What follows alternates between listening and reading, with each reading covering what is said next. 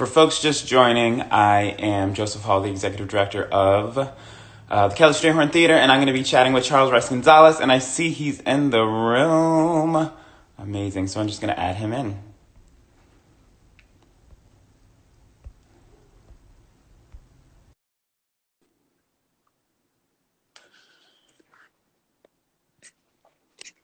Yes, hello. We did it? We did it. I was just letting everyone know this is arts administrators like figuring out technology and Instagram in this moment. How are you doing? Good. It's so good to see you. It's good to see you too.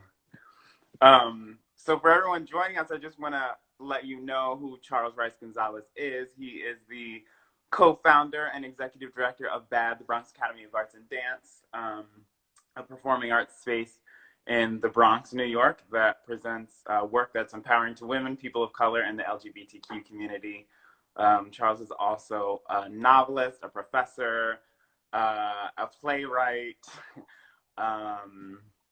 board chair of 2 boards, and knows everyone and goes everywhere and is just doing a lot of things.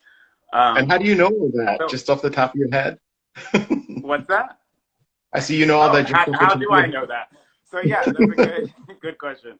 So before coming back to Pittsburgh to be the ED at KST, I was the deputy director of BAAD. So I wanted to begin our 19 minutes with Joseph by talking to Charles, a really amazing arts leader who's been an incredible mentor, inspiration, friend of mine. And just checking in, this series will be just checking in with other arts leaders around the country. So Charles, I asked you how you were briefly, but I want to know, how are you? How are you right now? Yeah, I think, good. I feel, healthy at the moment. So I think that's something that we're all checking in on. In terms of, I feel like I find that colleagues in my field as well, who are leading other organizations and in arts, are like that we're busy. That some of us even say that we feel we're busier now than we were when this wasn't happening. Mm-hmm. And I think part of it is, trying to reimagine work a different way, trying to reimagine technology, trying to make that switch and that adaptation to it. So I find that I'm like exhausted and I'm busy, and so it's that's how but otherwise good. And then also, navigating, what I've been saying is between fear and reason, right? That of course there's fear and we're afraid. When you hear of people dying, young people, artists, etc., it makes it, it hits home. But then also navigating reason, because there's information that we do know and there's things that we can do, and not being driven by one or the other overly. Mm-hmm. Mm-hmm. You always have the positive take, which I love. Yeah. Well, listen, I live in Harlem. People are scared, right? Yeah. Like in my building, shit's going down with our neighbors arguing in the hallway, and there's a line to go into the supermarket because they don't let only a certain amount of people in. So there is also that. That's what I mean, that sense of fear and reason. Do you see people on the streets? Like, what is it like on the streets? Oh yeah, I mean, there's still guys that hang out on the corner, and there's people, a nice scene. I wonder, older people with their shopping carts get into the supermarket. You do see there isn't like high traffic, but there is traffic. I mean, it isn't like empty streets. Whenever I go out, doesn't matter if it's in the morning or in the afternoon, to go to the grocery store or the post office. People are out. Mm-hmm. Mm-hmm. So I want to ask you how the BAAD community is, but first, is there anything that you want to add about what and who BAAD is?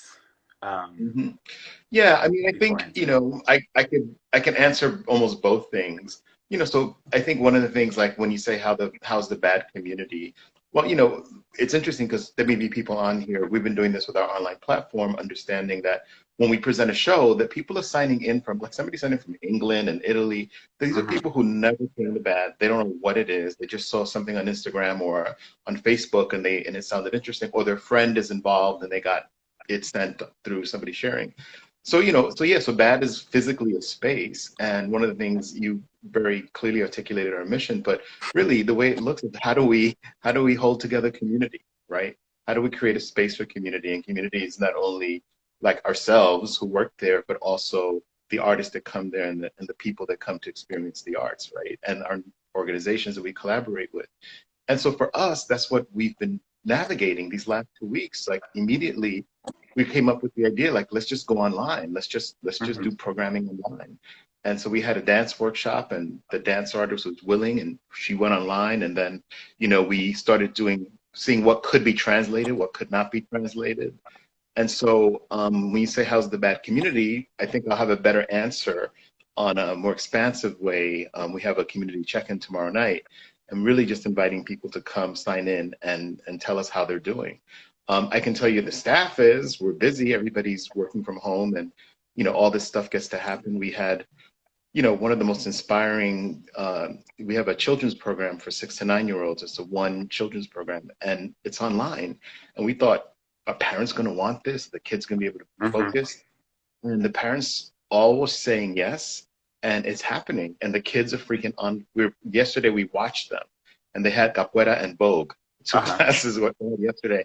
And to see them in their homes, in their living room, working, and to see the parent in the background at a table doing work or whatever, or walking around while the child was in front of the TV, following this dance class was so inspiring. So I think that's what, you know, when I say how the BAAD community is right now, the staff and some people are working, they are connecting. And I think if I Hmm. was going to speak about like what BAAD is, and I think that's one of the things that BAAD is a connector between, you know, using Hmm. art to connect people to our humanity, to connect people to art, to connect people to one another. And so yeah, so that's kind of BAAD and what at least this moment, this lens, which is more staff and some of the dance programs. Hmm. Like we had a reading on Saturday night with Sarah Schulman and like 40 people attended. And she just read her story and then we Uh-huh. had a Q&A and people were able to What did she talk. read? She's reading from a new work, from a new novel. So that was like a draw too, so people could hear something new she's working on. And Hmm. you know, and then we navigated it through the Zoom webinar through you know, people were able to appear and you could see their faces when they asked a question and then they disappeared. And we're all trying to figure out how to be polite and how to be respectful as we not to talk over each other. I think we're gonna all get it. We're gonna get it. We're gonna figure this out, you know. Hmm. And What's the the kids so? got it. The What's kids that? got it. The kids got it. The little kids, Oh yeah, they are like like, you said, yeah, the no, parents were in the background. right. But the kids get online, Yeah. they start doing their thing, they start chatting with each other, like, are you doing your homework? And, you know, stuff like that. And Cynthia has to tell them to focus, you know, so it's Uh-huh. almost like, you know, there's a dynamic that's similar.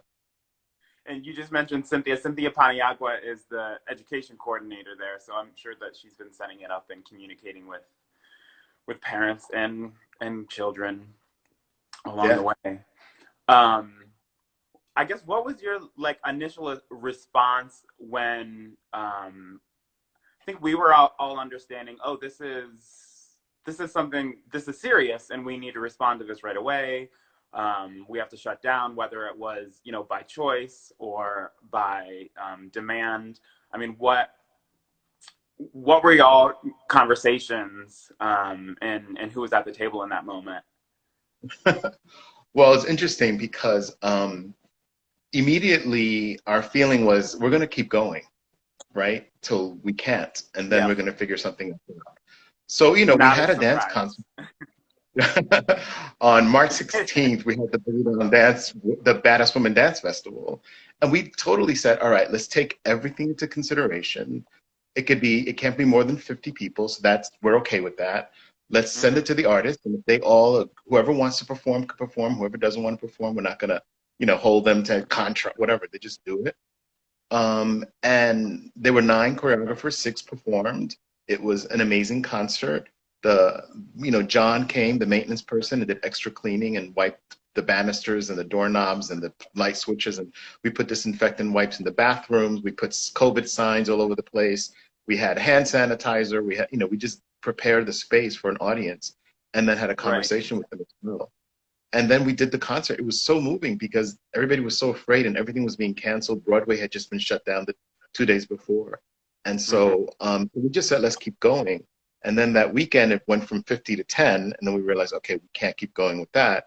What are we going to do? Well, we'll still have rehearsals as long as there are less than 10 people.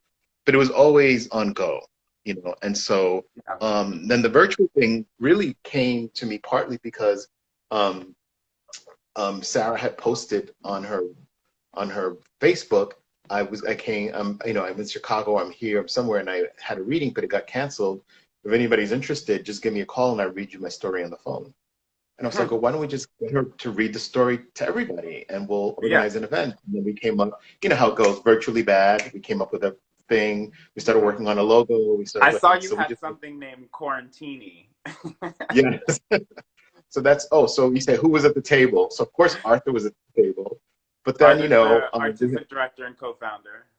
Right, Arthur Aviles. But then on March, whatever it was, 19th or 7th, 18th, that week, Marcus Gualberto, who's our new deputy director, came on his first day, came in, and we were like, guess what? There's the refrigerator, there's the microwave, there are the bathrooms. Let's sit down because we have to reorganize all the programming that we just had laid out. So he's kind of jumped right into the fire. And that first week, until they made us all stay home, him, Arthur, and myself still went into the office, taking all precautions, and the rest of the staff, was working from home. But that's who was at the table when we were kind of testing Zoom. And we were lucky that the Howard Gilman Foundation bought all their fundies, like the bells and whistles Zoom. So we have, webinar and everything that we could, work with.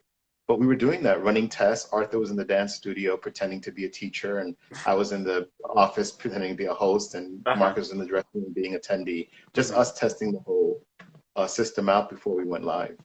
That's incredible. I heard that about Mertz Gilmore. I thought that was really smart of them. And Zoom is making bank these days, so good for them. So, this is called 19 Minutes with Joseph, and the 19 minutes is kind of like reclaiming the 19 and COVID-19. I love it. We're almost at time, but I want to know,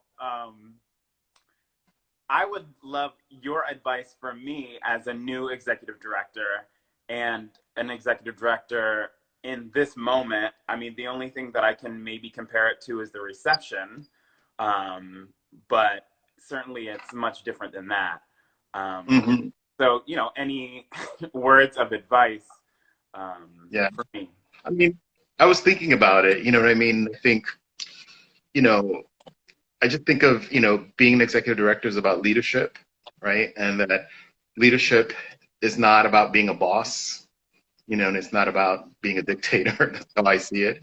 Anyway, I mean, leadership is really about how do you hold community. And I think for me, when I think of community, I think of staff, and I think of all the patrons that come into the space. I think of all the artists, right? And how do you value every part of that, right? And so the advice is that, like, I think your arms need to be wider. You need to have a wider reach, to be able to hold more. And I would say also, I know you, and I know you go on Go a lot, and like me, I'm on Go a lot too. But as I have aged, I could also share that it's important to take care of yourself, that you're driving an 18-wheeler truck. And sometimes you have to pull off to the side of the road. You have to get out. You have to stretch your legs. You have to get something to eat before you climb into that monster and keep driving it. So make sure you are taking care of yourself, because Frida Rosen, who I've mentioned many times before, used to say to everybody that a lot of times artists and artist administrators sacrifice ourselves for the sake of the art, for the sake of the staff, for the sake. But you have to be in the strongest place yourself, the most grounded, strongest place. But that's the best place to serve other people and work with other people. So that Joseph Hall stays strong and grounded and healthy, and takes care of himself. Emotionally and spiritually and physically, we're sensual people. We should take care of ourselves on all fronts. Thank you. Yeah, as I've been talking to other people, everyone is kind of surprised at how exhausting it can be to work at home, work virtually through Zoom. It's like you sleep, eat, whatever, work from home, and we're just here, kind of in these what have become kind of cages to some. But I do make a point of going outside every day. It was really nice on Sunday. We had weather in the 70s. But yeah, I think like going outside, being reminded, oh, the squirrels, they're fine. Like they're playing with each other, going up the trees. The trees are growing, things are in bloom. So it's nice to just be reminded that, like Mother Nature's still going. She's kicking it. So any other like thoughts or just advice for the Kelly Strayhorn community, for Pittsburgh, for I mean, you're kind of in the heart of it in New York City, and yeah, I just wonder what your thoughts are for others. Yeah, I mean, I think we're gonna get through it. That's my thing. We're gonna get through it. That we're gonna survive. I mean, me as a Black, Latino, queer man, we've been through many things, and historically, when I say all of us, I'm speaking to everybody, but people of color have particularly been able to overcome literally a lot in this world and in this life. And so we have that history from which to build, and we have new information. And I think that like this, that we are able to, you in Pittsburgh and me in Harlem, are able to have this conversation, and other people are able to sign in, shows the more that we have, and that we can continue to learn from each other. So I think that, just really realize the resiliency, and even if some of us become sick, that that we'll get better, and that some of us don't. That's the cycle, but some of us will. And those of us that live to tell and live to work will continue to do that. So I'm it's weird. I know I'm always on the positive side, but I'm totally inspired. I'm inspired that, and I'm amazed at what people are doing. You know what I mean? That some of us, like, Barbara Hurd, she's doing shows from her house, and we're calling it I Club saw Casa. that.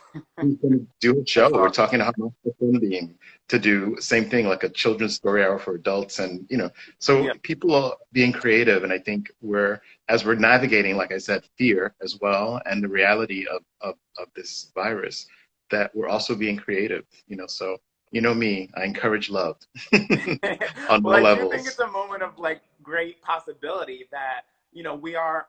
I like that it feels like we're all learning together in this moment. We're all having to learn, and when we come through to the other side, we will be changed with each other in some kind of way, and the work that we do will also be changed. I mean, I'm looking forward to how we blend in-person, physical, and like virtual programming from here on out. Definitely other organizations have done it, but I feel like as a performing arts field in general, we haven't been great about doing that. But now we're doing it, and I think feeling like we don't need to do it with all the high-tech equipment and the production value. Just we're using our phones and making something happen. So what's that? No, definitely, yeah. Yeah, I'm inspired by that, and I'm open to all of the possibilities of that. I'm feeling good about that. I didn't ask how your family is doing. How are they? They're good. I mean, it's tough. I live alone, so it's tough not seeing them.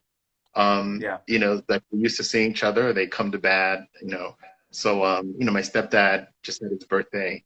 So, we're planning to have a big spring party when this is all over, for all the May babies and the April babies and the March babies. Yeah. We see each other. But, I mean, so far, knock on wood, they're well. They're healthy. So, and I have friends who are not, but they're pulling through. But the family. Excellent. And you, how are you and your family? I'm doing well. Yeah, I'm good. My mom, who is 74, she lives alone in a really rural town, as you know, called Friendship, New York. um, and yeah, she's alone. So I think I text her all the time. She can't hear well, so texting is better for her. And she's not technologically savvy, so we can't video or anything. It's just mainly through text. And I tell her to take walks. I ask if she's eaten, all these things. She says she's bored. Usually she pretty much works every day, usually as substitute teaching. So she obviously can't do that right now. So yeah, she's bored. She told me that she's gonna make the Guinness World Book of World Records for most Sudoku playing. I don't know. She's just That's finding really, ways to entertain herself really in this moment. Yeah, but things are good. So as we close this out, I definitely want to make sure that folks follow BAAD and all the great programming that you're doing right now virtually and in person for anyone who visits New York or is in New York. BAAD should be one of your first stops.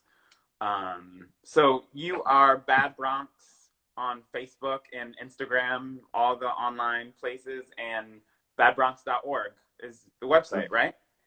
that's it. Cool. Yep. You summed it up. Cool.